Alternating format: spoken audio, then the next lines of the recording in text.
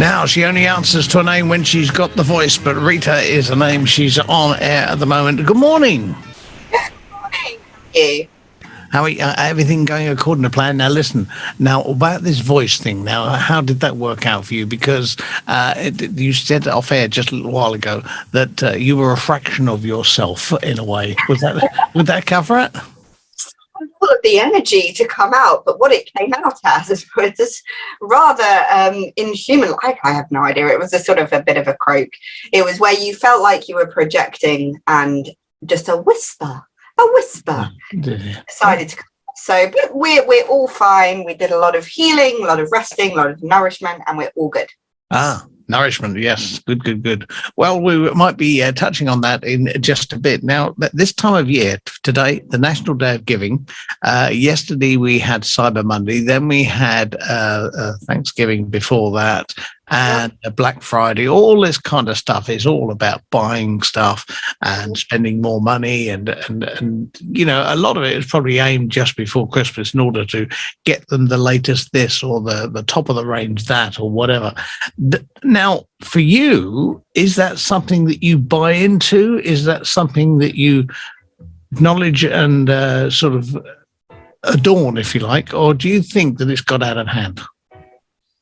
I mean, I personally think it's got a bit out of hand, especially when you see certain facts around what Black Friday actually means. So Black Friday is obviously one of these huge shopping days across the globe. It's even more sort of massive in America than it is here, as you rightly said, because it comes at the sort of the end of the or in the midst of the Thanksgiving. Yeah.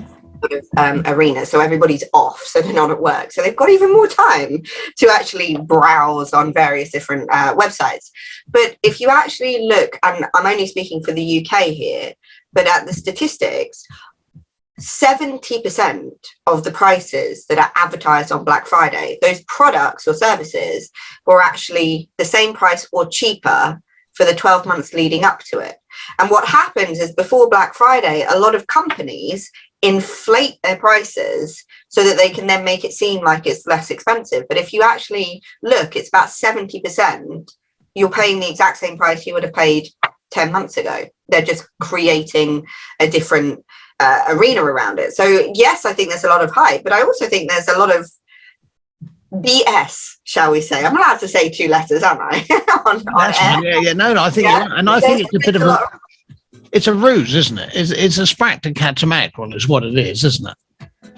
Absolutely. So there is a certain pressure that happens neurologically when we feel that we're going to miss something. So human beings are programmed to want to be in the midst of the action because, neurologically and evolutionary, that meant that we were probably safe in the sense of, if you think, a couple thousand years ago, if you were left on your own, if you weren't part of the action, you were just a lone person wandering, you were probably going to be picked off, whether it be by an animal, starvation, another human being. Being alone meant danger. So being part of a herd, being part of a pack, a group, a tribe, meant safety, it meant survival. So we're neurologically programmed to want to be part of anything that seems bigger than us. And we have this FOMO, as we all like to call it now, is a real thing in the sense that evolutionary, we're designed to not want to miss out, because that means, survival. If I have that, do that, be part of this group action, I will live. So Black Friday deals, the people behind them are highly skilled at essentially using your brain and your biological and evolutionary needs to sell their stuff. So that's how most people in business, in huge businesses, if we talk about large fast food chains, we talk about large tech companies, that's how they've gotten to their point, because they've got people on their advertising boards who are psychologically trained in being able to run their business through you. So I always just say Black Friday, take with a pinch of salt. Yeah, I think so. Ray's been on from Stephen. He says so many corporate companies, con people use social programming. Absolutely. So programming in general is our brain is a series of you could call them pathways. I like to think of them as strings, and they all run in specific directions, and those strings have been laid down by repeated action. So every time you go onto a large social media platform, I'm trying not to say brand names here, when you go onto a large social media platform, it lays another string down that says to your brain, this is good, this gives me a dopamine hit, we like this. So it then becomes, that's how habits are formed. The more strings you lay in one direction, the easier it is to go in that direction, kind of like a path. The more bricks you lay, the longer and stronger the path is going to be. Yeah. And advertising companies understand those pathways and use them to essentially, not hack your brain. I find that a bit of a fad. Trigger us into going and spending money. Yes, it's they know how to trigger certain parts of your mind to do what they need to do. We could call it social programming, we could call it sort of various different things. But that's why when you actually look at the hard cold facts of what Black Friday deals are, they're not really deals. They are essentially a way of programming you to buy. And 80% of those purchases, and we're talking about thousands of pounds kind of purchases, are done on a phone. That blows my mind now, that people are spending thousands on whatever it might be. It might be a Black Friday sofa or a computer, who knows, but large purchases. And it's all just done on a tiny little mobile phone screen now, 80% of it. So, I think at this time of year, people put themselves under a lot of pressure to spend money, especially with Christmas coming up. And that isn't what Christmas is about. No, well, that's the thing. And I know that Martin Lewis touched on it on the Money Saving Expert show, and he did a film or a video of it a few years back, and it keeps coming back again because it had such a powerful message, whereby it wasn't a case that you shouldn't give or you should keep it all to yourself. It was a case of rationalizing it and having thoughts about it. Yes, children have bits and pieces, but if I buy something for you for 20 quid, you feel you have to buy something for 20 quid, and so it goes on. In actual fact, it's just an exchange of money, isn't it? Well, when you're sort of talking in those terms, it's just transactional, isn't it? You spend 20 quid, therefore I need to, because of social convention, spend thereabout the same amounts on you. And this is where it loses the essence of what, to me, Christmas is. Christmas is about, it's obviously spending time with family. But for me, Christmas is almost an extension of the American Thanksgiving. It's about being grateful. It's about giving your thanks for everything that you do have. And that doesn't mean piling on more. This time of year, a lot of people, this year especially, are the media call it, feeling the pinch. And they still put themselves under pressure to provide essentially their love through material things. That's not what people want. If I've got people in my life that I love, I want them, not what they are going to give me. I just want them around me, just their presence. And I think in terms of financials, there's also, we do the same with food. We overfeed people. So someone, I've spoken to a lot of my clients, being sort of women, especially in their 40s and 50s, they're the ones hosting. And they have this inherent need to feed and feed and feed. And then they're left over with loads of food.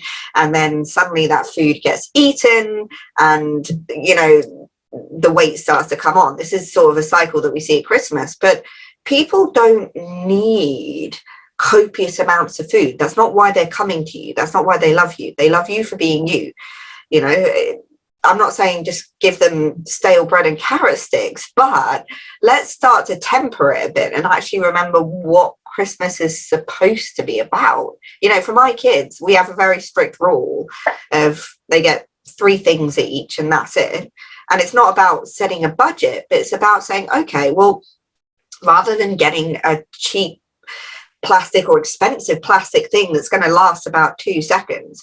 What can they use? What can they need? And every time they get something, so if they get 3 presents at Christmas, they have to then donate 3 of their old presents to either another child in need, to a charity shop, or to the church. Wow. So always, if they get one, they give one. And that's how we sort of stay on top of it and actually start to teach them about what giving is. And it's also teaching them that giving feels good, but it doesn't have to be expensive. You know, I took my eldest and we went to one of the local care homes, and he just sang them Christmas carols. And these are, you know, elderly people who maybe haven't seen family for months or weeks or even years, you know, with the pandemic and people being abroad and all sorts. And so we just went in and he sang. It didn't cost anything, but he gave. The smiles on their faces was beautiful, and it made him feel wonderful just by giving his time, not his money. He's 6, but his time. Yeah. And I think that's what we forget, is people need our time, not our finances. Okay. On that note, I think that's what a fantastic idea, and what a way to set a precedent for children to learn and grow up in. Is in case of, instead of keep saying, "Oh, mum and dad will buy me this, mum and dad will buy me this, and I'll have on it." It keeps coming in. You're teaching them to reciprocate, so they receive, but they also give, so somebody else receives. What a fantastic idea! Ray also says that apparently advertising companies use people love of celebrities. Elon Musk, for example, he says didn't invent Tesla. He stole the company from 2 inventors, and now he's making a profit from that.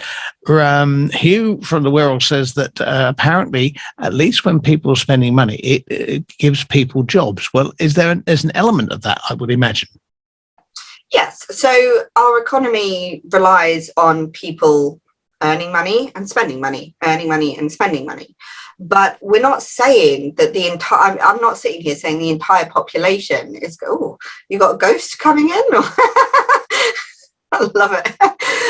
The entire population is going to stop spending money. You know, even the 3 Christmas presents that I get my kids are still financially something, unless I make them things. You know, they're happy with a homemade cake rather than anything else.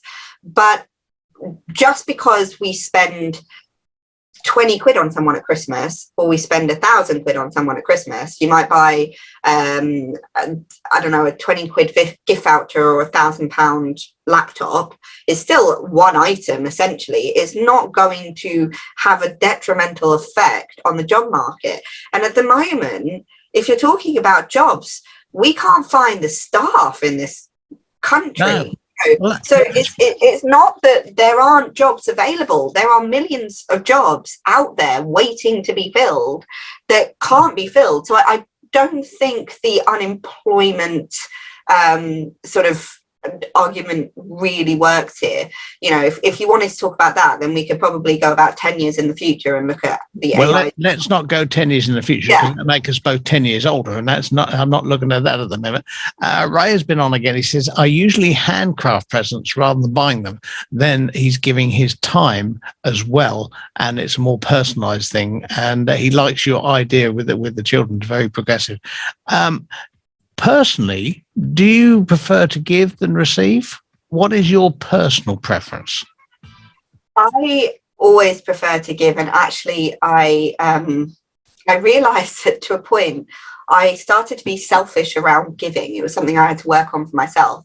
So for instance, you'd go out to a restaurant and I'd always say, no, I'll pay, because I like to give. It's just sort of, it makes me feel good. In a selfish perspective, giving makes me feel fantastic. Okay. So I'd always say, I'll pay, or I'll get the bill, or I'll do this, etc.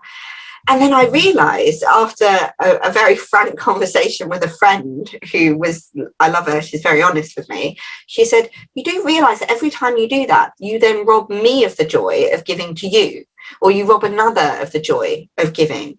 And I hadn't seen it like that. So for me, it's something that I actually have to work on, because the giving makes me feel so great that sometimes I'm not allowing others to do so and to reciprocate. But I always think there's so many ways to give, and it doesn't have to cost the earth. I went to the local shop, which happens to be part of a chain, and I was at the counter, and behind me there was a little boy on his own. I would say probably 10 years old. And I was looking around going, where's no parents? And he had just a bunch of flowers in his hand. That's all it was, and some coins. I was looking at him going, who are the flowers for? And he said, oh, they're for my dad. I was like, oh, does your dad like flowers? He said, yeah, he likes flowers, but he's quite ill and it's his birthday. So I wanted to come out to the shop. Now, I have no idea, where mum might have been, or if they were both at home, he might have just been 2 seconds walk. But to me, that touched me. These flowers were like a £5, right? So I just said to the checkout girl, I'll just add them to my shopping. It was a £5. It very, very small amount of money. But that young boy, got to keep his pocket money and go and make his dad happy. And it put a massive smile on his face. It doesn't have to cost the earth. It just has to cost a little bit of love, a little bit of time, and a little bit of giving. Next time you're in a Costa and there's someone in front of you getting a coffee, just get their coffee for them. Yeah.